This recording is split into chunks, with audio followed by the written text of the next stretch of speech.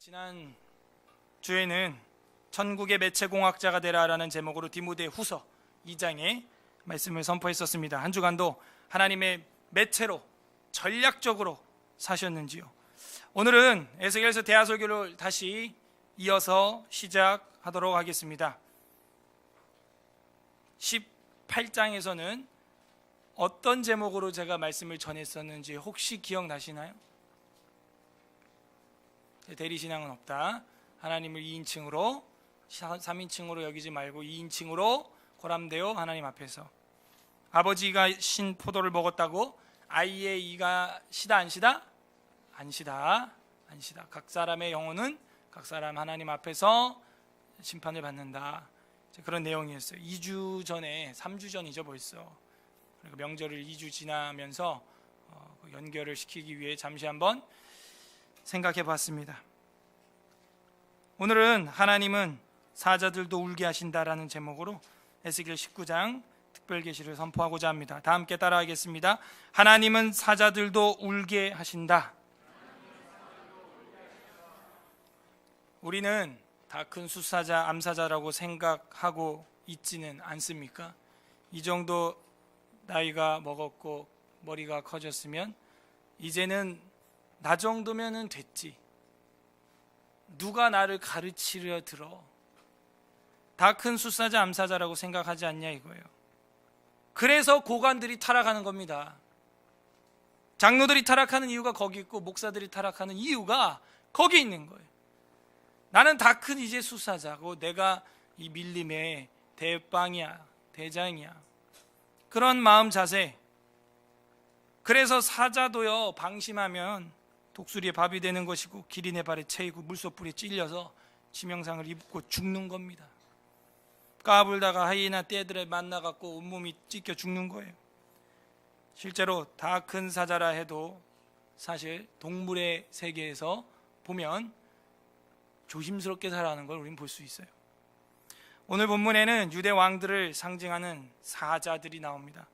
그 사자들이 호령하고 사자우를 토하는 것이 아니라 애가를 듣게 되고 애가를 부르게 된다는 것입니다.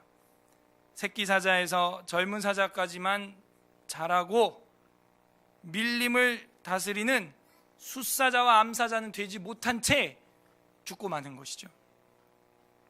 아무리 사자라고 해도 하나님이 창조주시고요, 아무리 자기가 왕이 되었다 해도 하나님 아래에 있는 것입니다. 우리 하나님은 그런 사자들도 울게 할 수 있는 분이시라는 거죠. 부디 오늘 말씀을 통해서 새끼 사자, 젊은 사자의 믿음이 진정한 숫사자, 암사자 같은 믿음으로 성장하는 은혜가 있기를 주님의 이름으로 소망합니다. 19장은 1절부터 14절밖에 없죠. 세 가지로 나뉘는데 왕 3명이 나오는 건데요, 실명이 거론되지 않기 때문에 어렵고 비유로 되어 있기 때문에 어렵습니다. 하지만 우리가 공부를 앞에서부터 성실하게 해왔으면 비유로 되어 있기 때문에 오히려 더 정확하게 풀어낼 수가 있어요. 어려움은 없어요. 다만 앞에 배웠던 게 생각이 나야지 쉽고 생각이 안 나면 어렵습니다. 자, 1절 우리가 7절까지 읽었는데 너는 이스라엘의 고관들을 위하여 애가를 지어라. 고관들이 문제라니까요. 고관들이 자기는 이미 다 숫사자가 된 줄 알고 암사자 된 줄 아는 거예요. 아직 덜 됐는데. 그래서 이 고관들이 여기서 넘어지는 것입니다. 선줄로 생각하냐, 넘어질까 조심해라. 그래서 하나님께서 고관들을 위해서 뭘 지으래요? 애가. 에스겔서 자체는 2장 10절에서 애가와 애곡과 재앙이다 이렇게 딱 서론에서 시작을 했죠. 2장에서. 에스겔서에는 애가, 애곡, 재앙 이 세 가지의 노래들로 계속 이제 노래가 나올 거다라는 걸 이미 2장 10절에서 이야기를 했으니까 이상하지 않습니다. 아, 슬픈 노래가 드디어 나온다더니 나왔구나. 고관들을 위하여 이미 다 이루었다라고 세상을 휘어잡고 있는 그 고관들을 위하여 애가를 지으라. 그리고 2절에 부르라. 내 어머니는 무엇이냐? 암사자라. 여기까지만 읽어도 뭔지 모르겠어요. 사실은 무슨 엄마가 나오고 엄마를 암사자래요. 엄마가 누구예요? 암사자가 누구예요? 모르겠어요. 그가 사자들 가운데 엎드려 젊은 사자 중에서 그 새끼를 기르는데, 젊은 사자 중에서 새끼를 기른다는 얘기는 이 새끼들이 많이 있다는 겁니다. 그래서 이게 뭘 말하냐면은 이 사자는 왕을 말하고, 그러면 왕이 계속해서 족보에 끊이지 아니하고 나타난다는 걸 우리가 생각을 해볼 때, 이 어머니하고 암사자는 그 예루살렘 성읍 다윗의 그 왕조, 계속 세자를, 왕손을 출생해내는 그 예루살렘 성읍 다윗의 왕조라고 해석이 가능해지죠. 그래서 어머니는 뭐냐? 예루살렘 성을 얘기하는 거예요. 다윗의 왕조, 왕실을 말하는 겁니다. 그걸 암사자라고 표현을 한 거예요.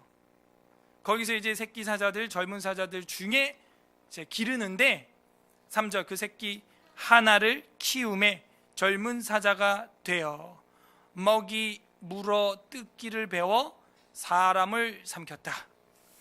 그래서 그 사자가 새끼 사자에서 젊은 사자가 됐는데 이제 뭐 하는 거예요? 막 물어 뜯고 사람들을 해할 수 있는 어느 정도 약간의 힘이 생긴 것입니다. 그랬더니 이방이 듣고 함정으로 그를 잡아 갈고리로 꿰어 어디로 끌고 갔다? 애굽으로. 그럼 애굽으로 끌려간 다윗 왕조가 누군지를 알면 되겠죠. 애굽으로 끌려간 다윗 왕조 여호아하스 17대 왕입니다. 여호아하스 하고 딱 써놓으면 돼요. 그래도 그렇지 목사님, 이걸 어떻게 단정지어서 유다 왕실이라고, 다윗 왕실이라고 그렇게 알레고리칼한 해석을 합니까? 여러분, 성경이요 알레고릭이 있어요. 알레고릭이 다 나쁜 게 아니에요. 영해가 나쁜 거고, 알레고릭은요 때로 나와요. 자, 제 말이 안 믿어지니까 창세기 49장 보겠습니다. 창세기 대하설교 들은 기억이 안 나는데, 창세기 49장을 그래서 봐야 되는 거죠.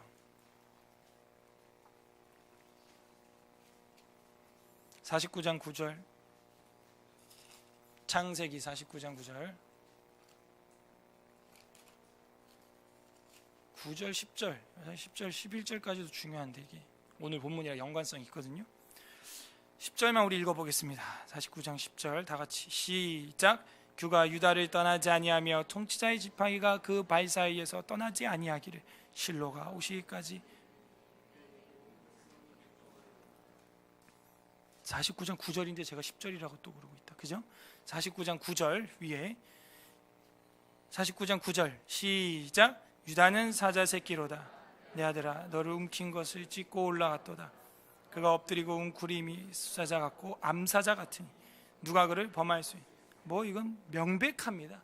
이스라엘이 자기의 아들들 12아들들에 대하여 이제 예언해주고 기도해주고 축복할 때 유다는 뭐라고요? 사자 새끼고 움킨 것을 찢고 올라가고 그가 엎드리고 웅크리고 수사자 같고 암사자 같이 된다는 것입니다. 그래서 방금 읽었던 10절에 규가 유다를 떠나지 않는다. 규가 사실은 이게 번역이 좀 아쉽다 그러죠. 왕의 그 지팡이입니다. 지팡이. 왕의 지휘봉이 유다를 떠나지 아니하고 통치자의 지팡이가 그 발 사이에서 떠나지 아니하기를 실로가 오시기까지, 메시아가 오시기까지 그렇게 될 거다. 엄청난 것을 지금 야곱이 죽기 전에 예언하고 있는 거예요. 자, 두 가지 기억하세요. 사자, 새끼 사자, 숫사자, 암사자, 사자에 대한 이야기. 그 다음에 규라고 여기 써 있는 왕의 지팡이, 지휘봉. 그다음 세 번째 기억할 거 11절 계속 유다 지파에 대한 이야기인데 11절 그의 나귀를 포도나무에 매며 그 암나귀 새끼를 아름다운 포도나무에 맬 것이며 또 그 옷을 포도주에 빨며 그 복장을 포도즙에 빨리로다. 그의 눈은 포도주로 인하여 붉겠고 그의 이는 우유로 말미암아 희리라 하면서 포도나무에 관한 이야기. 그래서 이 사자, 지휘봉, 포도나무 이 세 가지가 유다 지파에 해당하는 이야기 심볼입니다. 자, 이제 에스겔 돌아오면 이제 연결됐죠. 그거는 그래서 유다 왕실, 유다 왕조 그 왕들을 어린 아이들은 왕자는 사자 새끼라 그러고 조금 큰 청년들은 젊은 사자라 그러고 그 이제 제대로 통치하는 다윗 왕 같은 사람을 숫사자, 암사자라고 하는구나. 자, 19장 다시 돌아옵니다. 에스겔. 근데 애굽으로 끌려갔단 말이죠. 19장 4절에 이방이 들었다. 갈고리로 꿰어서 그를 애굽으로 데려갔다. 여호아하스가 이 애굽으로 끌려간 사자 새끼죠. 그러면 이 뒤는 그때로부터 이제 카운트하면 되는 거예요. 17대, 18대, 19대, 20대 왕조. 5절, 19장 5절. 암사자가 기다리다가 소망이 끊어진 줄 알고. 자, 암사자가 뭐라고 그랬어요? 네? 암사자가 뭐라고요? 아니, 암사자가 뭐예요? 응? 아까 2절 할 때 제가 말씀드렸잖아요. 어머니는 무엇이냐? 암사자라. 예루살렘 성읍 다윗의 왕조. 그 왕조의 걱정인 거죠. 끌려갔잖아요 지금 사자가. 그래서 5절에 암사자가 다 기다리다가 소망이 끊어진 줄 알고 그 새끼의 하나를 또 골라서 젊은 사자로 키웠어요. 젊은 사자가 돼요. 그래서 젊은 사자가 되면 여러 사자 가운데서 왕래하며 먹이 물어뜯기를 배워 사람을 삼킬 때가 되니까 그 궁궐들을 헐고 성읍들을 부수니 그 우는 소리로 말미암아 땅과 그 가운데 가득한 것이 황폐해진다. 8절 이방이 포위하고 있는 지방에서 그를 치러 와서 그의 위에 그물을 치고 함정에 잡아. 9절 우리에 넣고 갈고리에 끼워서 이제 어디로 끌고 갔어요? 바벨론. 아까는 이런 게 정확히 딱 나오거든요 여기. 그래서 애굽으로 끌려가고 그 다음에 바벨론으로 끌려간 왕을 찾으면은 이건 뭐 꼼짝 말하죠. 정확히 나와. 바벨론 왕에게 이르렀나니 그를 옥에 가두어서 그 소리가 다시 이스라엘 산에 들리지 아니하게 하려 함이라. 그래서 이 바벨론으로 끌려간 왕은 여호야긴이다라고 이제 우리가 상식적으로 생각을 할 수가 있습니다. 바벨론으로 끌려갔죠. 사자 새끼입니다. 그 다음에 10절에 보게 되면은 내 피의 어머니는 물가에 심겨진 포도나무 같아서 물이 많음으로 열매가 많고 가지가 무성하며 그 가지들이 강하여 권세 잡은 자의 규. 그러니까 아까 전에 우리가 창세기 49장 9, 10, 11, 12절, 13절 본 거 되게 중요한 거예요. 정확하게 유다 지파의 장래성에 대하여 이스라엘 국가가 건설되기도 전에, 건국되기도 전에 야곱이 예언했던 게 지금 여기 다 이루어지고 있는 겁니다. 규가 될 만한데 그 규가 될 만한데 그 하나의 키가 굵은 가지, 포도나무 가지 키가 굵은 가지 가운데에서 높았으며 많은 가지 가운데서 뛰어나 보이다가 그 뭘까요? 포도나무 가지 규 같은 게 분노 중에 뽑혀 땅에 던져짐을 당하매 그 열매는 동풍에 마르고 그 강한 가지들은 꺾이고 말라 불에 탔더니. 뭐 여호야긴 다음에는요 우리는 시드기야다. 17대 여호아하스가 애굽으로 잡혀가고 그 다음에 18대 여호야김 지나가고 19대 여호야긴이 바벨론에 잡혀가고 그 다음에 20대 시드기야를 이 포도나무 이 지팡이에 비유하고 있다 하는 걸 알 수가 있어요. 그래서 이 시드기야가 키가 굵은 포도나무 가지에 해당합니다. 12절이 분노 중에 뽑혀서 땅에 던져짐을 당하매 그 열매는 동풍에 마르고 그 강한 가지들이 꺾이고 말라 불에 탔다. 이거 어디 나오냐 하면은 17장 10절. 두 장 앞으로 가시면 나옵니다. 에스겔 17장 10절 우리 다 같이 읽어보겠습니다. 17장 10절 시작. 볼지어다 그것이 심겨졌으나 번성하겠느냐 동풍에 부딪힐 때 아주 마르지 아니하겠느냐 그 자라던 두둑에서 마르리라. 똑같죠? 내용이 똑같아요. 근데 이 17장은 뭐였냐면 두 독수리 이야기로 나왔거든요. 그래서 독수리는 애굽과 바벨론을 상징하고 있었죠. 그래서 그 색깔이 화려한 큰 날개가 큰 깃이 길고 털이 숱한 큰 독수리하고 털이 많은 큰 독수리하고. 그래서 이제 바벨론과 그 애굽에 관하여 이제 이야기를 하는 그 목록이 쭉 흘러가는 중에 징계를 당하게 된다 하는 겁니다. 그러니까 바벨론의 징계를 달게 받았어야 되는데 시드기야가 그렇게 하지 못하고 결국에는 버티다가 두둑에서 뽑혀가지고 동풍에 뿌리가 말라서 불에 타버린다 하는 것입니다. 이제 광야 메마르고 가물이 든 땅에 심어진 바 되었다. 19장 14절 마지막 절 다 같이 읽겠습니다. 시작. 불이 그 가지 중 나와서 그 열매를 태우니 권세 잡은 자의 규가 될 만한 강한 가지가 없도다 하라. 이것이 애가라. 후에도 자 이젠 규를 잡을 만한 가지가 있어요 없어요? 없다는 거예요. 이게 슬픔이야. 슬픔. 지도자의 상실. 더 이상 깜이 없는 거예요. 이게 가장 큰 슬픔인 거예요. 사자라고 DNA가 사자라고 해서 다 사자가 아닌 거예요. 사자 새끼 젊은 사자 됐는데 자기가 아직 숫사자 암사자가 되지도 못했으면서 까불고 사람들을 뜯어먹고 삼키고 하나님 앞에 순종하지 아니하다가 바뀌다가 이제 하나님도요 더 이상 그 족속에서 규가 지휘봉이 더 이상 지휘되지 않을 것이다. 이것이 애가라. 슬픔이라는 것이죠. 그래서 하나님은요 사자들도 울게 할 수 있는 분이에요. 사자들로 하여금 눈물 짜게 할 수 있는 분이라는 겁니다. 사자에 비유되어 있는 거예요. 그래서 나중에는 이게 신약 시대 가면 완벽한 왕이 이제 나오는데 다윗의 자손 유다 지파의 진짜 사자, 그죠? 누구예요? 예수님이 이제 유다 지파의 진정한 사자로 오시게 돼요. 왜냐? 지금 다 유다 지파 사자들입니다.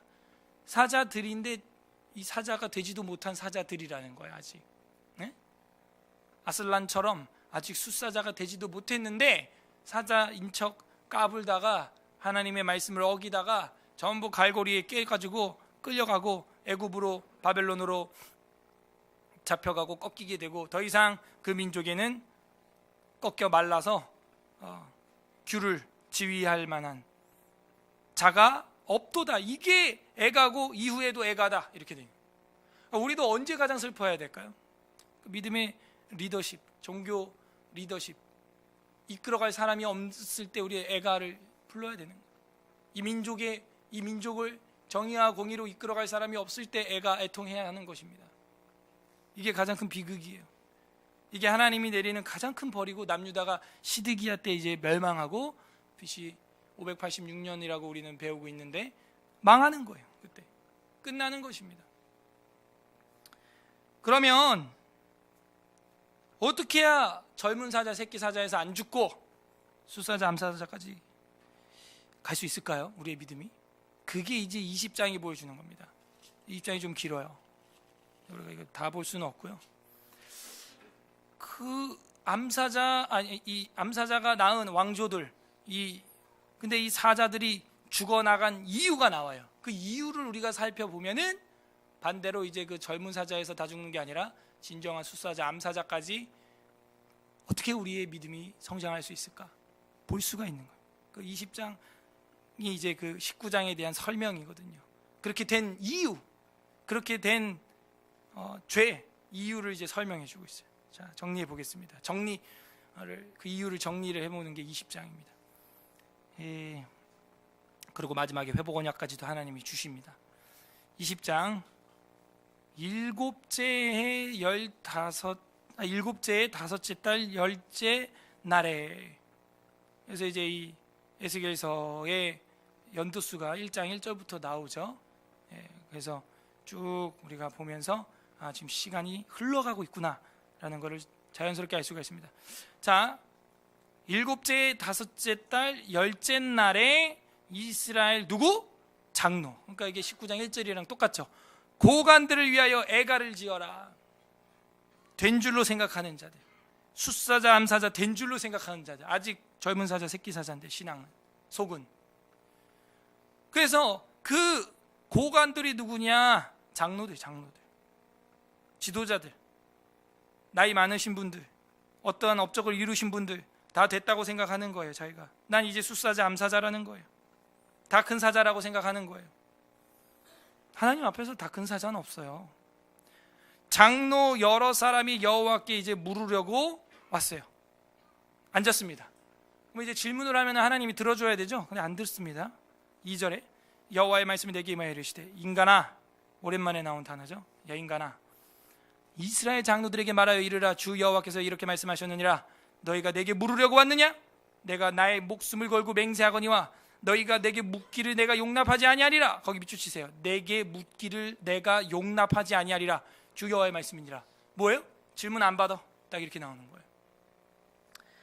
제가 전에도 얘기했지만 질문은 수업 시간에 하는 겁니다. 시험 볼 때 질문하면 맞아요. 예. 질문 안 받아. 나 이제 끝이야. 마지막이야 지금. 아니 왜 지금 질문하는 거야? 지금 그 얘기거든요. 그리고 질문 자체가 문제가 있다는 얘기죠. 왜? 아까 1절에 20장 1절에 이스라엘 장로들 여러 사람이 여호와께 물으려고 왔다. 물으려고 왔다라고 하는 이 다라쉬라고 하는 히브리어는 자주 가다, 요구하다, 청구하다, 묻다 이런 뜻이 있는 거예요. 무슨 하나님 앞에 겸손하게 오는 게 아니라 와가지고 자주 오고 마당을 밟다 이런 뜻도 있어요. 밟다 이런 뜻도 있어요. 그냥 들락달락 하는데 듣지도 않으면서 말이에요. 교회는 열심히도 나와. 아무튼 그것도 기적이야. 그죠? 몇 년 동안 다니는데 들은 거 하나도 안 배우고 순종도 안 하고 변화도 없어. 그러니까 하나님이 이제 물어보는 의도가 들으려고 묻는 게 아니고 행하려고 묻는 게 아니라는 걸 아세요. 묻지 말라는 거예요. 물어서 내가 답해주면 뭐 할 거냐 이거죠. 혹시 우리 중에 그런 사람 없습니까? 물어보고 따져보고 계속 묻고 따지고 하면서 답을 얻었는데도 하지 않아. 그런 사람을 향하여 하나님은 말씀하시는 거예요. 내게 묻기를 내가 이제 용납하지 아니하리라. 그만 물어봐. 그만 따져. 이제 답변하기도 이제 하나님이 싫다는 거예요. 물으려고 와 앉아있는 그 따지려고 온 장로하고 뭐가 다르냐 이거죠. 우리 한국 사람들은 대체로 질문을 또 하는 법을 배우질 못해가지고 이게 질문인지 싸우자는 건지, 질문이면 싸우자는 거예요. 그냥 다. 그죠? 대화가 대놓고 화내는 겁니다. 그래서 질문을 할 때는요, 먼저 손을 딱 들고 오늘 귀한 강의 참 유익하고 감사합니다. 그런데 이런 부분에 있어서 이런 게 참 궁금합니다. 교수님의 의견을 듣고 싶습니다. 이렇게 해야 되는데 일어나자. 교수님 근데 이거 목사님 근데 이거 아닌 것 같은데 이거 목사님 이거 근데 이거 이러잖아요. 여기 이렇게 하는 거 아니에요? 이러잖아요. 네가 교수해 그냥. 그러니까 우리가 질문하는 법도 못 배운 거예요. 먼저 친애하는, 존경하는 이렇게 시작하는 겁니다. 귀한 목회에 감사드리고 말씀 사역에 감사드립니다. 이 부분에 대해서는 목사님의 의견이 어떤지 한번 배우고 싶습니다. 얼마나 예뻐요. 같은 입인데 달라. 장로같이 이야기하는 거예요. 물으려고 온다는. 나 묻지 마 나한테. 그래서 우리가 숫사자 암사자 같은 믿음이 되려면 겸손하게 여쭈어야지 따지면 안 됩니다. 따지는 자세는 틀린 거예요. 그럼 벌써 자기가 교만한 암사자, 숫사자가 됐다고 착각하는 새끼 사자인 거예요. 순종해야 돼요. 배우려는 자세가 필요한 것입니다. 그러면서 질문을 할 수 있지요. 할 수 있습니다. 물어볼 수 있어요. 근데 이게 궁금해서 배우기 위하여 겸손한 자세로 순종하게 하려고 하는 자세로 묻는 게 아니고, 묻고 따지고 마당만 밟고 자주 그냥 들락거리고 요구하고 청구하기 위하여 하는 자세는 이건 싸우자는 거죠. 싸우자는. 그래서 아직 숫사자가 암사자가 그런 질문을 한다는 것 자체가 숫사자가 암사자가 안 됐다는 거예요. 내가 되지 못하고 된 척하면 안 된다는 것이죠. 4절에 인간아, 네가 그들을 심판하려느냐? 네가 그들을 심판하려느냐? 화가 났어요. 하나님이 지금. 너는 그들에게 그들의 조상들의 가증한 일을 알게 하여 이르라. 주 여호와께서 이같이 말씀하셨느니라. 옛날에 내가 이스라엘을 택하고 야곱의 집의 후예를 향하여 내 손을 들고 맹세하고 애굽의 땅에서 그들에게 나타나 맹세하여, 택하고 맹세하고 맹세하여, 두 번 맹세란 말이 약속했지. 내가 약속했지. 이르기를 나는 여호와 너희 하나님이라 하였노라. 그날에 내가 내 손을 들어서 그들에게 맹세하여 애굽 땅에서 인도하여 내어 그들을 위하여 찾아두었던 땅 곧 젖과 꿀이 흐르는 땅, 너네 주려고 내가 찾아놓은 땅이야. 그 젖과 꿀이 흐르는 땅이요 모든 땅 중에 아름다운 곳에 이르게 하리라 하고, 또 그들에게 이르기를 너희는 눈을 끄는 바 가증한 것을 각각 버리고 애굽의 우상들로 말미암아 스스로 더럽히지 말라. 애굽의 우상 밑줄, 나는 여호와 너희 하나님이라 하였으나 8절 그들이 내게 반역하여 내 말을 즐겨 듣지 아니하여 눈을 끄는 바, 눈이 끌려간다는 얘기예요.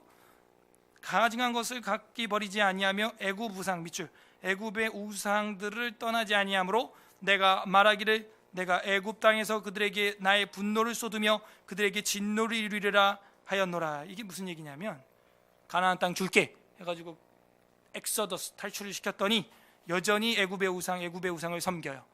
무슨 사건이 생각납니까? 금송아지 우상, 그거 정확히, 금송아지, 출애굽기에 나와 있는 금송아지 지금 숭배 사건을 하나님이 이야기를 하는 거예요. 마음의 상처예요. 방금 탈출시켜주고 살려줬는데 여호와 하나님이 나의 주님이라가 아니라 금송아지가 너희를 구원하셨다 이러고 나오는 거예요.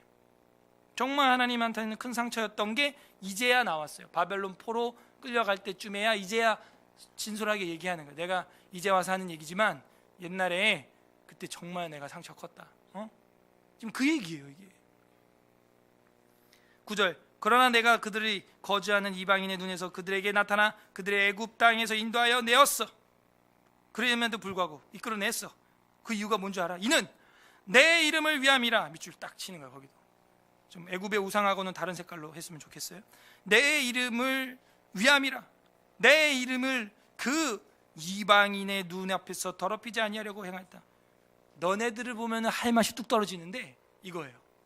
너네들을 보면 할 맛이 뚝 떨어지고 줄 맛이 뚝 떨어지는데 내가 여호와이기 때문에 하는 거야.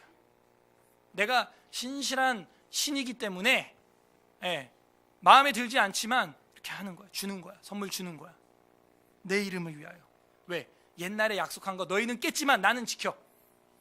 약속했잖아. 맹세했잖아. 너는 깨지만 나는 지켜. 내 이걸 보여주려고 이렇게 하는 거예요. 하나님. 자, 그래서 계속해서 하나님은 옛날의 그 구습에 매이지 말고 옛날의 그 구습 죄악에 머물러 있지 말라고 얘기합니다. 우리도 우리의 애굽에서 빨리 나와야 돼요. 몸은 지금 밖에 탈출해 나와 있는데 아직도 습관은 애굽 우상, 애굽 하나님한테 상처를 드리는 겁니다. 그래도 여러분 인생이 잘 풀립니까? 이유가 있어요. 내 이름을 위함입니다. 여러분 예뻐서 여러분 잘 풀리는 게 아니에요. 절대. 우리가 잘나서 우리 인생이 잘 풀리는 거 절대 아니에요. 우리가 예뻐서 우리 교회가 부흥하고 절대 아니에요. 여호와 하나님 스스로의 이름을 위하여예요. 그러니까 우리가 경성해야 돼요. 내가 숫사자 암사자 된 줄로 착각하시면 안 됩니다. 저부터. 아직 젊은 사자고 사자 새끼라니까요. 그냥 하나님은 하나님의 이름을 위하여 그렇게 주실 뿐이고 이룰 뿐이지, 우리가 된 줄로 착각을 하는 순간 사자들도 울게 하실 수 있다는 겁니다. 하나님이. 10절 그러므로 내가 그들을 애굽 땅에서 나와서 광야에 이르게 하고 사람이 준행하면 그로 말미암아 삶을 얻을 내 율례를 주며 내 규례를 알게 하고. 자, 요것도 또 세 번째 색깔로, 다른 색깔로 삶을 얻을 율례와 규례를 색칠하면 되겠어요. 삶을 얻을 율례와 규례. 결국 하나님 말씀을 지키면 어떻게 돼요? 뭘 얻어요? 생명을 얻는다는. 이 삶이라고 하는 건 하야이라고 하는 히브리어인데 생명을 말하는 거예요. 하야이, 생명. 결국에는 율례와 규례를 지키면 생명을 얻을 것이라고 내가 너희들한테 알게 하지 않았냐. 근데 12절 또 내가 그들을 거룩하게 하는 여호와인 줄 알게 하려고 내 안식일, 그 안식일이 율례와 규례입니다. 안식일, 그것도 율례와 규례 같은 색깔로 밑줄 쳐도 되겠어요. 안식일을 주어 그들과 나 사이에 표징을 삼았어. 반대로 말하면 안식일 안 지키면 내 자녀가 아니라는 거예요. 내 자녀의 표가 아니라는 거예요. 뭐 안식일 얘기 한 번 나왔으니까 그냥 한 번 지나가 보고요. 13절 그러나 이스라엘 족속이 광야에서 내게 반역하여 사람이 준행하면 그로 말미암아 삶을 얻을 나의 율례, 똑같은 색깔 칠해야겠죠. 자, 반복되는 건 중요하다 안 중요하다? 중요하다는 거죠. 뭐. 삶을 얻을 나의 율례를 준행하지 아니하며 나의 규례를 멸시하였고, 삶을 얻을 밑줄, 율례 밑줄, 규례 밑줄, 멸시하고 나의 안식일을 크게 더럽혔은즉. 두 번 나왔으니까 이제 좀 생각 좀 해봐야겠어요. 안식일을 더럽혔으므로 내가 이르기를 내가 내 분노를 광야에서 그들에게 쏟아 멸하리라 하였으나. 역시 금송아지 숭배 사건 이후에 안식일 범법으로 인해서 사람이 돌로 맞아 죽은 사건이 있어요. 그죠? 안식일날 나무하러 나갔다가 맞아 죽은 사람 하나 있던 거 혹시 기억나십니까? 그런 것들이 있는 거예요. 그러니까 안식일이 뭐냐? 율례와 규례예요, 하나님이. 그러면 안식일이 뭐냐? 쉬는 거예요. 그러면 안식일을 지키지 않았다는 얘기는 쉬지 않았다는 얘기고 계속 일했다는 얘기예요. 문제는 나만 일한 게 아니고 내 밑에 있는 종업원, 소, 염소, 양, 떼들 다 일을 시켰다는 얘기입니다. 짐승까지도. 그건 하나님이 원하는 자비와 사랑이 아니라는 거예요. 7일, 6일 일했으면 하루는 쉬게 해줘야 된다는 것이죠. 근데 그걸 사랑의 법을 지키지 않는다는 거예요. 네? 그래서 하나님께서 그 율례와 규례를 어겼는데 안식일을 크게 더럽혔다. 더 나아가서 쉬면서 하는 행위가 뭐예요? 주를 경배하고 주님을 묵상하고 창조 원리를 생각하는 거거든요. 7일째 주님이 안식하셨다. 그래서 창조 신앙을 고백하는 게 쉬는 거예요, 사실은. 아담은 첫날부터 쉬었죠. 여섯째 날 만들어졌으니까 다음날 쉬었단 말이에요. 우리도 주 1 쉬고 있어요. 첫날. 주말, 토요일이 아니에요. 우리한테 완전히 안식이 이루어진 것을 우리는 주의 날로 보고 있는 겁니다. 그죠? 안식일 지킨다고 영원한 안식에 들어가는 게 아니고 영원한 안식은 누가 이루셨어요? 예수 그리스도께서 이루신 거예요. 그래서 우리는 그 안식이 완벽한 안식이라고 믿고 있는 겁니다. 그래서 그 모형과 실체에 대해서 우리가 구약과 신약을 잘 알고 있죠. 그림자와 실상에 대해서. 그래서 이 안식일은 굉장히 중요한 거예요. 사람을 사랑하고 하나님을 사랑하는 것이죠. 맞죠? 사람을 쉬게 하고 동물도 쉬게 하고 나도 쉬고 가족도 좀 쉬게 하고 하인들도 쉬게 하고 말이죠. 그리고 하나님의 창조 원리, 창조 신앙을 고백하는 그 행위가 안식일을 지키는 건데 그걸 더럽혔다는 거예요. 율례와 규례를 지키지 않았다. 삶을, 생명을 얻을 일을 하지 않았다는 거죠. 그래서 하나님이 분노를 쏟아서 멸했다는 거예요. 14절 내가 내 이름을 위하여, 이건 아까 9절에 내 이름을 위하여랑 같은 색깔로 해야겠죠. 달리 행하였나니 내가 그들을 인도하여 내는 것을 본 나라들 앞에서 내 이름을 더럽히지 아니하려 하였습니다. 너희가 그렇게 했음에도 내 이름 때문에 내가 너희를 이끌어 간 거야. 그 아름다운 땅에. 그 얘기예요. 15절 또 내가 내 손을 들어서 광야에서 그들에게 맹세하기를 내가 그들에게 허락한 땅 곧 젖과 꿀이 흐르는 땅이요 모든 땅 중에서 아름다운 곳으로 그들을 인도하여 드리지 아니하리라 한 것은 그들이 마음으로 우상을 따라 나의 규례를 업신여기고 나의 율례를 행하지 아니하면 나의 안식일, 또 색깔 칠해요. 3번 나왔어요. 더럽혔습니다. 뭔가 한이 맺힌 거예요. 하나님께서. 17절 그러나 내가 그들을 아껴서 광야에서 멸하여 아주 없이 하지 아니하였었노라. 왜? 나의 이름을 위해서. 다 죽였어야 되는데 다 죽이지 않았다는 거예요. 하나님이 나의 이름을 위하여. 자, 이러면서 계속해서 광야 이야기로 이제 이야기가 넘어가게 되었습니다. 아까는 애굽에서의 이야기, 금송아지 우상 숭배죄. 그 다음에 이제 광야에서 이야기, 점진법이죠. 카메라가 움직이고 있죠. 그래서 이 안식일의 규례와 율례라는 이야기에서 굉장히 또 한 번 이야기를 합니다. 18절 내가 광야에서 그들의 자손들에게 이르기를 너희 조상들의 율례를 따르지 말며 규례를 지키지 말며 그 우상들로 말미암아 스스로 더럽히지 말라. 나는 여호와 너희 하나님이라. 너희는 나의 율례를 따르며 나의 규례를 지켜라. 계속 반복되죠. 율례는 법이고요, 규례는 규칙입니다. 쉬운 말로 하면 하나님의 법과 규칙을 지켜라. 20절 또 나의 안식일 밑줄, 또 안식일 색깔 안식일을 거룩하게 할지어다. 이것이 나와 너희 사이의 표징이라는. 안식일은 하늘표예요. 안식일은 표징이에요. 예. 내가 여호와 너희 하나님인 줄 너희가 알게 하려 하려노라. 그러나 그들의 자손이 내게 반역하여 사람이 지켜 행하면 그로 말미암아 삶을 얻을 나의 율례를 따르지 아니하며 나의 규례를 지켜 행하지 아니하고 나의 안식일을 더럽히느라. 몇 번 나오는 거예요. 이에 내가 이르기를 내가 광야에서 그들에게 내 분노를 쏟으며 그들에게 내 진노를 이루리라 하였으나 완벽히 다 멸절하진 않았어. 왜? 22절 내가 내 이름을 위하여 그렇게 한 거지.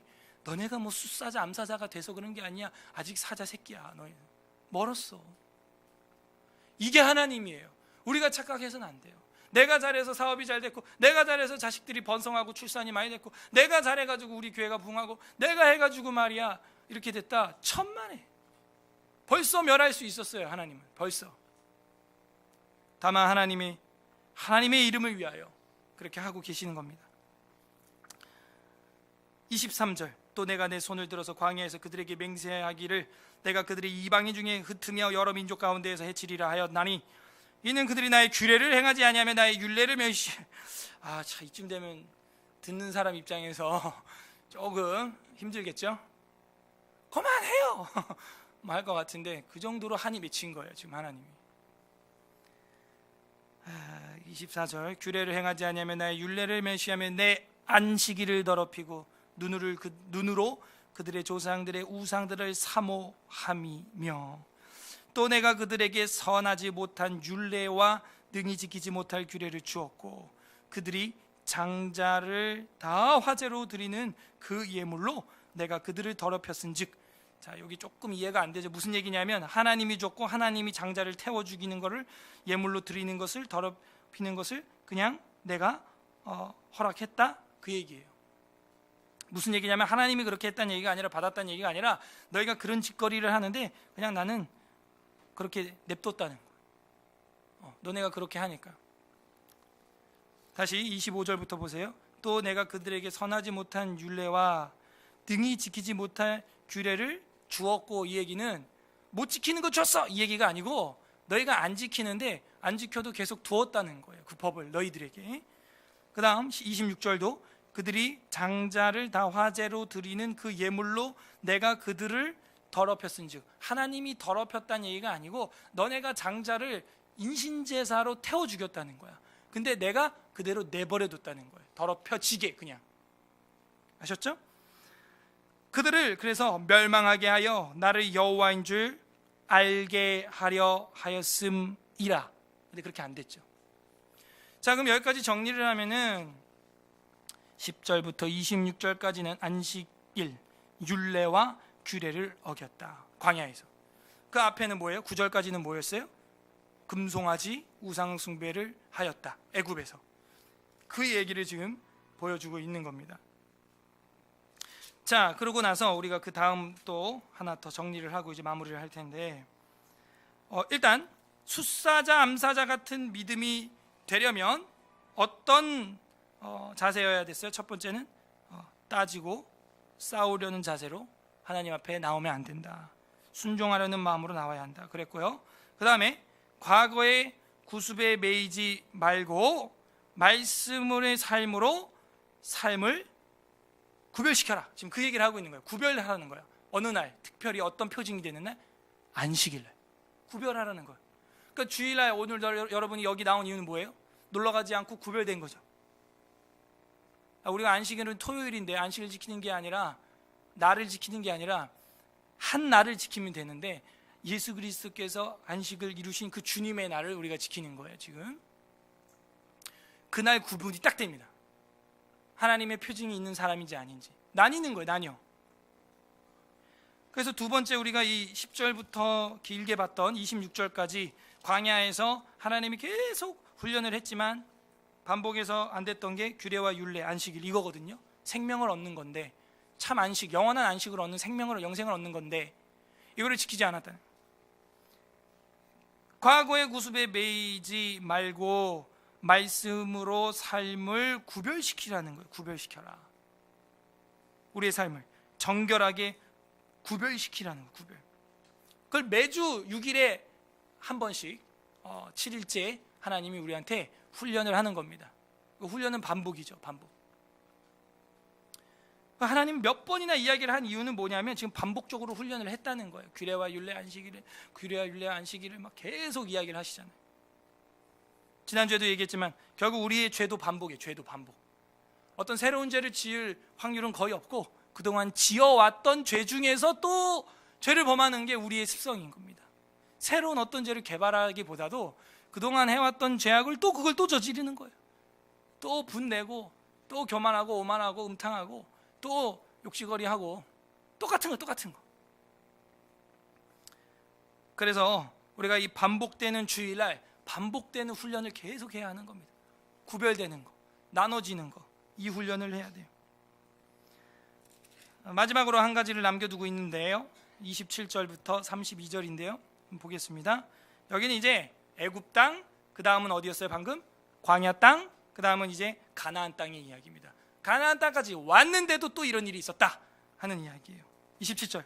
그런즉 인간아, 이스라엘 족속에게 말하여 이르다. 주 여호와께서 이같이 말씀하셨느니라. 너희 조상들이 또 내게 범죄하여 나를 욕되게 하였느니라. 내가 내 손을 들어서 그들에게 주기로 맹세한 땅으로 그들을 인도하여 드렸더니, 맹세한 땅은 뭐예요? 가나안 땅이죠. 적과 꿀이 흐르는 아름다운 땅이죠. 인도하였더니 그들이 모든 높은 산과 모든 무성한 나무를 보고 거기에서 제사를 드리고 분노하게 하는 제물을 올리며 거기서 또 분향하고 전제물을 부어 드린지라. 좋은 땅에 왔더니 좋은 산이 있고, 좋은 산이 있으니까 좋은 나무가 많아. 거기다 대놓고 절하고 거목에다가 끈을 메어 놓고 푸닥거리하고 전제를 부어서 드렸다는 거예요. 분향하고. 29절. 이에 내가 그들에게 이르기를 너희가 다니는 산당이 무엇이냐 하였노라. 그것을 오늘날까지 바마라 일컫느니라. 바마는 어디로 가느냐 이런 뜻이거든요. 그게 이제 산당이라고 하는 대명사가 되는 겁니다. 바마라고 하는 게 어디 가니 너? 이 얘기예요. 지금 산에 가. 산에 왜? 이 무당 우상 숭배하려고. 그게 바마라는 뜻인데 산당의 대명사가 된 거예요. 30절. 그러므로 너는 이스라엘 족속에게 이르라. 주 여호와께서 이같이 말씀하셨느니라. 너희가 조상들의 풍속을 따라 너희 자신을 더럽히며 그 모든 가증한 것을 따라 행음하느냐? 문제는 뭐냐? 풍속이에요. 풍속, 문화, 풍속, 문화전쟁, 문화혁명, 풍속, 문치교화. 이게 무서운 거예요. 지금 풍속, 문화가 어떻게 흘러가고 있는지 우리는 잘 봐야 돼요. 그래서 변하는 이 풍속 속에서 변하지 않는 하나님의 말씀으로 잘 조명해서 필터해야 하는 것입니다. 풍속이 무서운 거예요. 풍속이. 간통죄가 없어졌죠. 동성연애가 이제 막 밀고 들어오죠. 이런 풍속들, 어떤 목적으로 이런 것들이 일어나고 있는가? 면밀하게 우리는 살펴봐야 하는 것입니다. 31절. 너희가 또 너희 아들로 화제를 삼아 불가운데로 지나가게 했어. 오늘까지 너희 자신을 우상들로 말미암아 더럽히느냐? 이스라엘 족속아, 너희가 내게 묻기를 내가 용납하겠느냐? 아까 이거 아까 어디서 본 것 같은데, 그죠? 너희가 묻기를 내게 용납하겠느냐? 주 여호와의 말씀이니라. 내가 나의 삶을 두고 맹세하노니 너희가 내게 묻기를 내가 용납하지 아니하리라를 3절과 똑같은 색으로 밑줄을 치면 되겠죠. 그럼 정확히 인클루지오가 되는 거예요. 여기까지. 그래서 너희가 내게 묻기를 내가 용납하지 아니하리라 했던 20장 3절의 그 내용을 쭉 왜 묻기를 내가 용납하지 아니하는지를 설명한 뒤, 그 다음 마지막에 다시 너희가 내게 묻기를 이래서 내가 용납하지 아니하리라 하면서 탁 마무리를 친 겁니다. 32절 다 같이 읽겠습니다. 32절 시작. 너희가 스스로 이르기를 우리가 이방인 곧 여러 나라 족속같이 되어서 목석을 경배하리라 하였거니와 너희 마음에 품은 것을 결코 이루지 못하리라.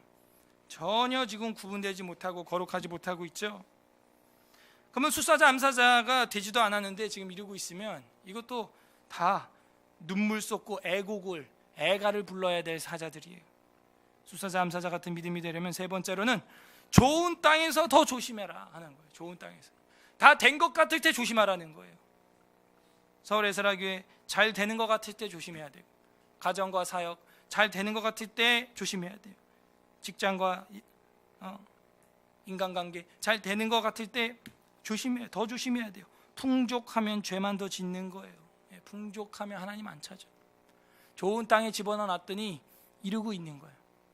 그러니까 그러고 하나님 앞에 와서 장로처럼 묻고 따지고 말이에요. 하나님 묻기를 그만했다는.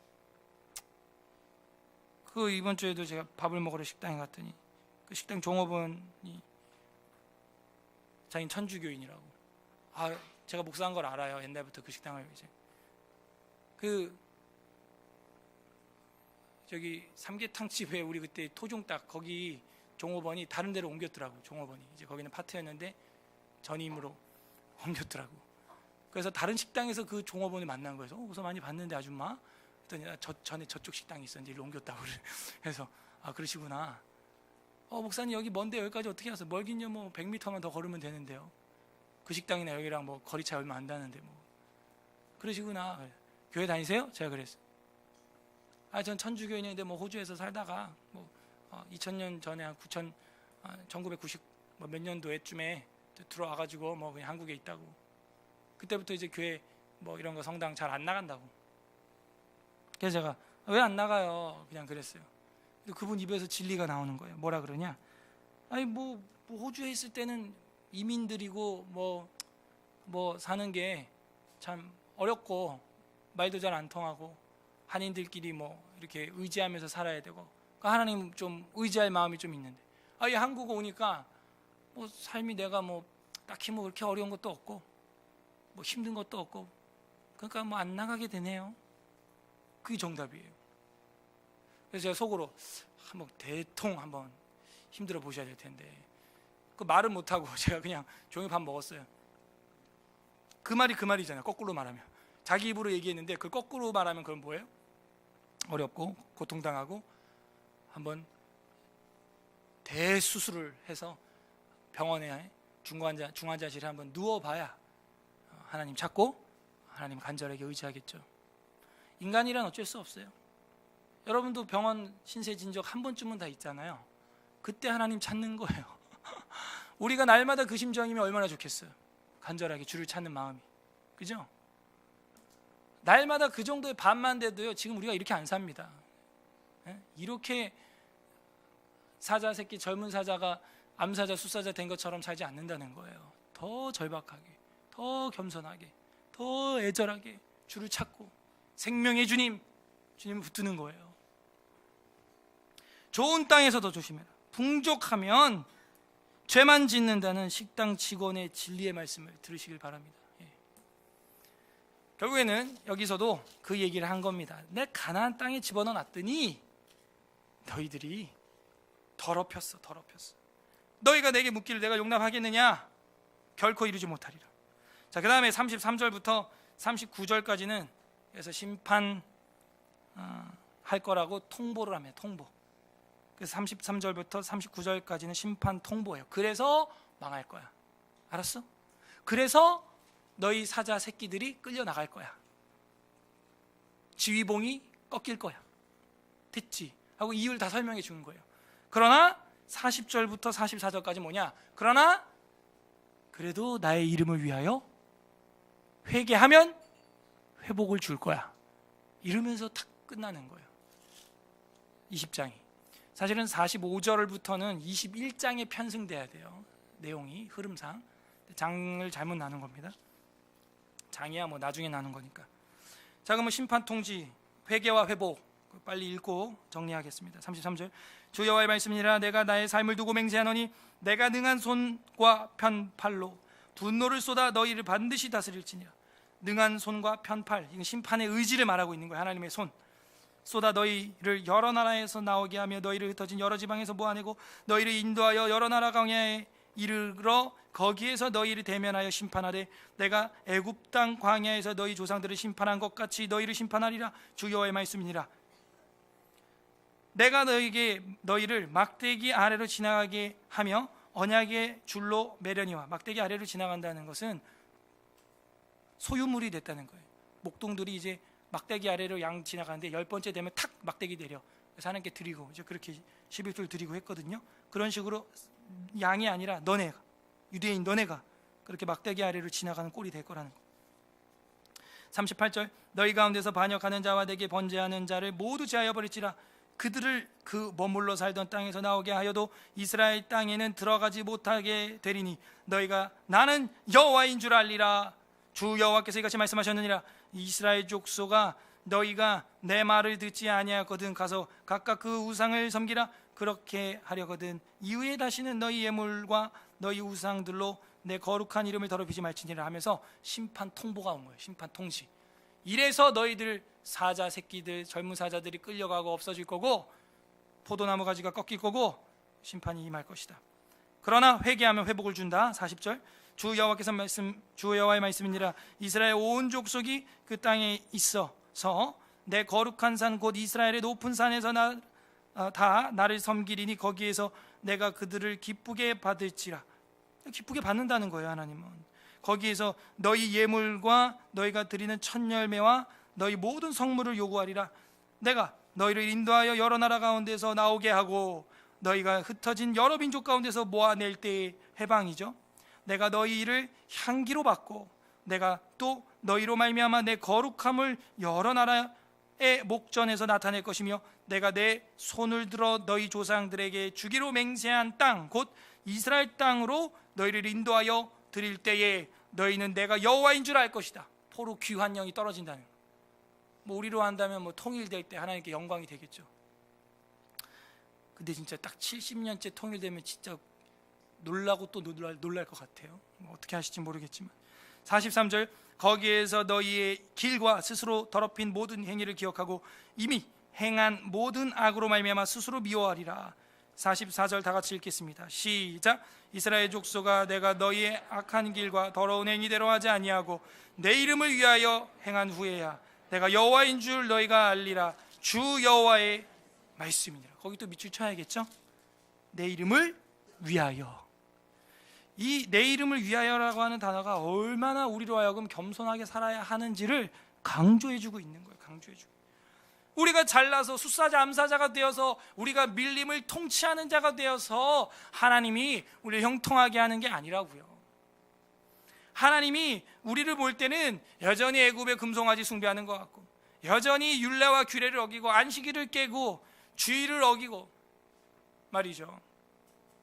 전혀 자비도 없고 묻고 따지려고 덤비기나 하고 말이죠. 삶을 얻을 하나님의 법과 규칙을 지키지 않고 하지만 하나님은 자신의 이름을 위하여 일하신다. 심지어 우리가 어느 장자를 태워 죽이는 그런 인신제사를 드렸는데도 하나님은 100% 소멸하지는 않았다는 거예요. 은혜의 씨앗을 남겨뒀다는 거예요. 왜? 내 이름을 위하여. 나는 맹세하고 지키는 신이니까.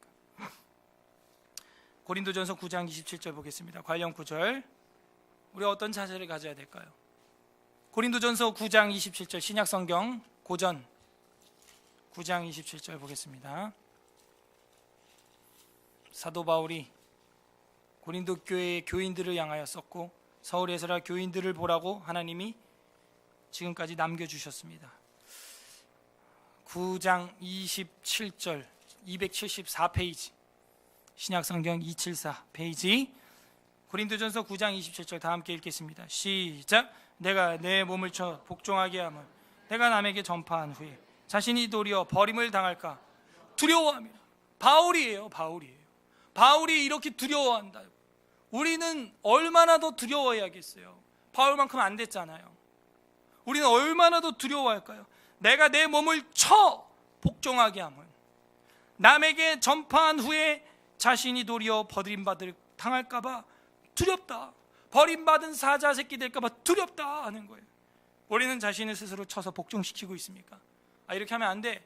정신 차려. 엎드려. 기도해. 지금 기도해야 돼. 말씀 봤어. 말씀대로 행해지질 않아. 기도해야죠. 자신을 쳐서 복종시켜야죠. 쳐서 수요기도에 걸어서 기어서라도 나와야죠.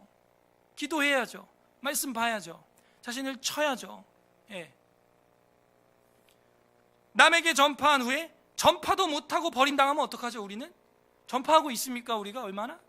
전파도 못하고 버림당할까 더더더 두려워요. 더더더 두려워. 10장 12절 다음 장 고전 10장 12절 같은 페이지 다 같이 읽어보겠습니다. 시작. 그런즉 선줄로 생각하는 자는 넘어질까? 숫사자 네가 밀림의 왕 된 것 같아 지금? 고관들아 장로들아 들어라. 넘어질까 조심해라. 넘어질까 조심해라. 바울이 뭐라 그래요? 내가 다 이루었다 함도 아니요 잡았다 함도 아니라 나는 표대를 향해 달려가고 내 뒤를 돌아보지 않는다. 뒤에 행한 내 공적들을 돌아보지 않는다. 정말 믿음이 있습니까? 그런데 세상의 형제 자매들도 아니고 교회 안의 형제 자매들을 미워합니까? 정말 믿음이 있습니까? 정말 서 있는 선구자입니까? 정말 우리는 사자가 되었나요? 다 큰 암사자가 되었나요? 다 큰 숫사자가 되었습니까? 절대 세상에 있는, 직장에 있는 형제 자매도 아니고 교회 안에 있는 자매 형제를 미워할 수 있습니까? 하나님을 사랑한다는 거짓말을 그쳐야 될 것입니다. 거짓말이에요. 하나님은 사자들도 능히 울게 하시고 키가 굵은 포도나무도 능히 동풍으로 마르게 할 수 있는 분이십니다. 우리의 신앙은 무엇이냐? 그 하나님의 율례와 규례, 하나님에 대한 사랑과 이웃에 대한 사랑을 지키는 안식일이에요. 그게 하나님과 이웃 사랑을 보여주고 있잖아요. 그래서 그런지 4계명이 딱 껴있죠. 나 외 다른 신을 두지 말라, 우상 숭배하지 말라, 내 이름을 망령케 일컫지 말라, 안식일을 지켜라. 그죠? 아닌가요? 신우망안 맞잖아요. 그 다음에 이제 인간을 향한 사랑, 부모를 공경하라, 살인하지 말라, 간음하지 말라, 도둑질하지 말라, 거짓 증거하지 말아라, 탐내지 말아라. 그 사이 안식일이 딱 척추처럼 가운데 껴있잖아요. 하나님 사랑과 이웃 사랑을 보여줄 수 있는 유일한 게 그날을 지키는 거예요. 물론 우리가 오늘 실제로 그 날짜를 지켜 구원받는다, 그건 말도 안 되는 소리고, 7일 중에 한 날을 정하여 주님 앞에 드려야 되는, 주님 앞에 또 사람 앞에 쉬게 해야 되고, 그 창조의 날을, 하나님의 안식을 창조 신앙으로 고백하는 한 날이 있어야 한다는 건 상식이죠. 웨스트민스터 신앙 고백서 21장에 보면 예배와 안식일이라고 하는 챕터가 제정될 정도입니다. 7항과 8항에 보게 되면은 일반적으로 하나님께 예배하기 위하여 일정한 시간을 정하는 것은 자연의 법칙에 합당한 것이다. 그래서 하나님은 그 말씀을 통하여 적극적이고 도덕적이며 영구적인 명령으로서 모든 시대의 모든 사람들에게 특별히 7일 중에 하루를 안식일로 택정하여 하나님께 거룩하게 지키도록 명하셨다. 그날은 창세기로부터 그리스도의 부활까지 한 주간의 마지막 날이었으나 그리스도의 부활 이후로는 한 주간의 첫째 날로 바뀌었다.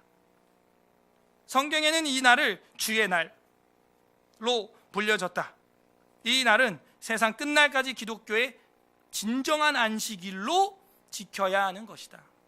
8항, 그러므로 안식일은 주님께 거룩하게 지켜야 한다. 이를 위해서 사람들은 그들의 마음을 합당하게 준비하고 그들의 일상적인 일들을 미리 정돈한 후에, 그러니까 주일이 다가오기 전에 미리미리 정리해야 될 것들 다 정리해 두라는 거예요. 그거 못해가지고 주일날 그것 때문에 일하느라고 예배 못 드리고 교회 빠지고 이렇게 하지 말라는 거예요. 준비하고 그들의 일상적인 일들을 미리 정돈한 후에 그날의 하루 종일 그들 자신의 일과 그들의 세상적인 일에 대한 말이나 생각 그리고 오락을 중단하고 거룩하게 안식할 뿐만 아니라 모든 시간을 바쳐 공적으로 개인적으로 하나님께 예배하는 일과 부득이해야 할 필요가 있는 일과 자비를 베푸는 일을 해야 한다. 그렇게 하루를 보내라는 거예요. 여러분 어떤 마음으로 오늘 나왔습니까? 빨리 오전 예배 드리고 또 가서 놀아야지? 아니에요. 그게 아닌 거예요. 어떤 하나님의 마음이 보입니까? 하나님은 쉬게 하려는 마음이 있는 거예요. 쉬세요.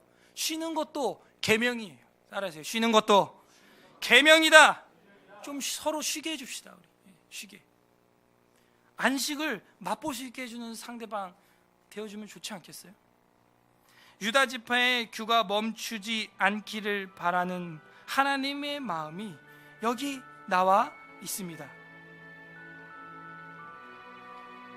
이거 음향을 끄세요.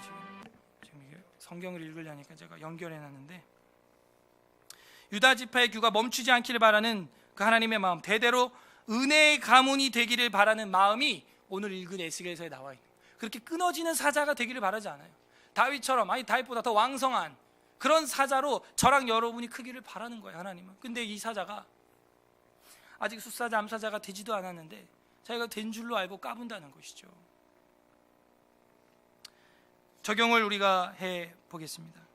율례와 규례, 주 안에서 안식을 누리는 그 율례와 규례, 이거 하나만큼은 지키자.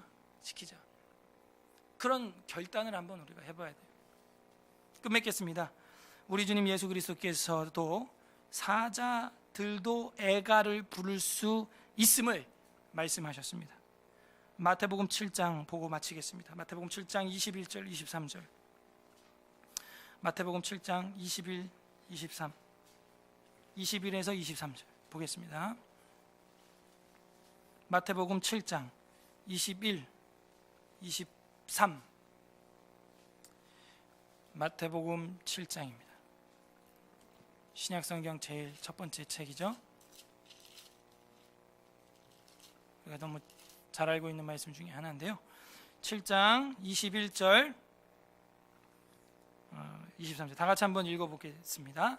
시작. 나더러 주여 주여 하는 자마다 천국에 들어갈 것이 아니요 다만 하늘에 계신 내 아버지의 뜻대로 행하는 자라야 들어가리라. 그날에 많은 사람이 나더러 이르되 주여 주여 우리가 주의 이름으로 선지자 노릇하고 주의 이름으로 귀신을 쫓아내며 주의 이름으로 많은 권능을 행하지 아니하였나이까 하리니 그때 내가 저희에게 밝히 말하되 내가 너희를 도무지 알지 못하노니 불법을 행하는 자들아 내게서 떠나가라 하리라. 보면요, 나더러 주여 주여 하는 자마다 천국에 들어가는 게 아니고 하늘에 계신 아버지의 뜻대로 행하는 자가 들어간다는 거예요. 지키는 자, 이건 예수님이 직접 한 얘기예요. 신약시대에 지키는 자가 들어간다는 겁니다. 그날에 많은 사람이 나더러 주님 주님 우리가 주님의 이름으로 선지자 노릇, 다크 남사자 숫사자 같이 선지자 노릇, 고관 노릇을 했다는 거예요. 선견자 노릇을 했다는 거예요. 노릇을 하며 주의 이름으로 귀신을 쫓아내고 많은 사람에게 권능까지 행하는 그런 암사자 숫사자 아니었어 우리가? 그러니까 그때 예수님 뭐라 그래요? 저희에게 밝히 말하되 내가 너희를 도무지 알지 못하더니 불법을 행한 자들아 내게서 떠나라. 애굽의 송아지만 들고 율례와 규례를 깨면서 불법을 지키지 아니하고 엉뚱한 우상 숭배하면서 묻고 따지고 덤비면서 순종할 마음은 없고 마당만 밟고 있고 도무지 알지 못한다는 거예요. 그래서 예수님의 이 판결은요 무서운 것입니다. 우리도 뭐 엄청난 일을 행하고 교회에서 뭐 엄청난 능력을 행하고 전도 왕이 되고 말이죠. 할 수 있을지 모르겠지만 하나님의 뜻대로 아버지의 뜻대로 행하는 자 그들이 하나님 나라에 들어갈 수 있다. 선지자 노릇하고 사자가 된 줄로 생각하는 게 아니라 겸손하게 나는 무익한 종입니다. 이렇게 나오는 종이 진짜 숫사자로 성장하고 있는 진짜 암사자로 성장하고 있는 거지. 나 이거 했잖아요. 이게 덜 된 거예요. 하긴 뭘 해요. 한 게 아니라 오히려 나는 무익합니다. 이게 한 단계 더 숫사자로 암사자로 성장해가는 그런 사자인 겁니다. 아직 새끼 사자고 젊은 사자이면서 벌써 숫사자 암사자가 다 된 줄로 착각해서는 안 됩니다. 하나님은 사자들도 울게 하고 키가 굵은 포도나무도 능히 동풍으로 마르게 할 수 있습니다. 부디 하나님의 율례와 규례를 지켜 행함으로 거룩하게 구별되어 쓰임받는 밀림의 왕 같은 제사장 되시기를 주님의 이름으로 간절히 소망합니다. 우리는 다 큰 숫사자 암사자라고 생각하고 있지는 않습니까? 말씀을 생각하며 다 함께 기도하겠습니다. 기도하기 전에 말씀을 읽어야겠죠. 근데 이제 큰일이네. 이 바이블 이게요 옛날에는 온라인 안 하고 오프라인으로 끊어놔도 이게 낭독이 됐는데 이 어느 순간부터는 그 끊으면은 안 되더라고요. 그래갖고 지금 해놨더니 자꾸 어서 막 전화가 와가지고 읽어야 되는데 일단 끊어보고 한번 틀어볼게요. 안 나오면 이것도 연결시켜야 되는데 이 에스겔서 우리가 19장 제 19장 모니터만 나와요. 왜? 소리가? 여기 스피커가 안 나와요. 메인 스피커. 너는 이스라엘 고관들을 위하여 애가를 지어 부르라. 내 어머니는 무엇이냐? 암사자라. 그가 제 19장 뭐야? 너는 이스라엘 고관들을 위하여 애가를 지어 부르라.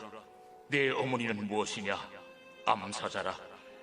그가 사자들 가운데 엎드려 젊은 사자 중에서 그 새끼를 기르는데 그 새끼 하나를 키우매 젊은 사자가 되어 먹이 물어뜯기를 배워 사람을 삼키매 이방이 듣고 함정으로 그를 잡아 갈고리로 꿰어 끌고 애굽 땅으로 간지라.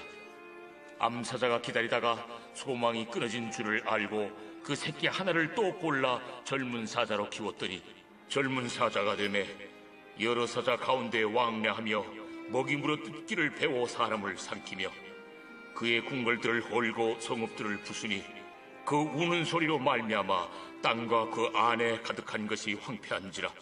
이방이 포위하고 있는 지방에서 그를 치러 와서 그의 위에 그물을 치고 함정에 잡아 우리에 넣고 갈고리를 꿰어 끌고 바벨론 왕에게 이르렀나니 그를 옥에 가두어 그 소리가 다시 이스라엘 산에 들리지 아니하게 하려 함이라. 내 피의 어머니는 물가에 심겨진 포도나무 같아서 물이 많음으로 열매가 많고 가지가 무성하며 그 가지들은 강하여 권세 잡은 자의 규가 될 만한데 그 하나의 키가 굵은 가지 가운데서 높았으며 많은 가지 가운데서 뛰어나 보이다가 분노 중에 뽑혀서 땅에 던짐을 당하며 그 열매는 동풍에 마르고 그 강한 가지들은 꺾이고 말라 불에 탔더니 이제는 광야 메마르고 가물이 든 땅에 심어진 바 되고 불이 그 가지 중 하나에서부터 나와 그 열매를 태우니 권세 잡은 자의 규가 될 만한 강한 가지가 없도다 하라. 이것이 애가라. 후에도 애가가 되리라. 아멘. 우리 시간 말씀을 생각하면서 기도할 때 첫 번째, 하나님, 저희가 아직 젊은 사자고 새끼 사자고 자라나고 있는 사자인데 숫사자인 것처럼 암사자인 것처럼 하나님 앞에 묻고 따지려고 했던 이 오만하고 교만한 마음 용서하여 주옵소서. 두 번째로는 과거의 구습, 애굽에서의 숭아지 숭배, 광야에서의 안식일 범하는 것, 하나님과 이웃을 사랑하지 못한 것, 참심을 얻지 못했던 것, 주지 못했던 것, 과거의 구습, 과거의 우상에 묶여서 거룩하게 구별되지 못했던 것, 하나님 용서하여 주옵소서. 그리고 그 우상들 완전히 타파되게 하여 주옵소서. 세 번째로 기도할 때는 주의 약속이 우리에게 임하고 주의 약속의 땅이 내 삶에 펼쳐질 때, 잘 될 때 오히려 더 겸손하고 오만 방자하지 않도록, 풍족할 때 더 옛날을 생각하면서 내 삶을, 과거를 간증하면서 겸손히 살아갈 수 있도록 우리 다 함께 말씀을 생각하면서 기도하도록 하겠습니다. 기도하겠습니다. 하나님 아버지 감사드립니다. 주님의 은혜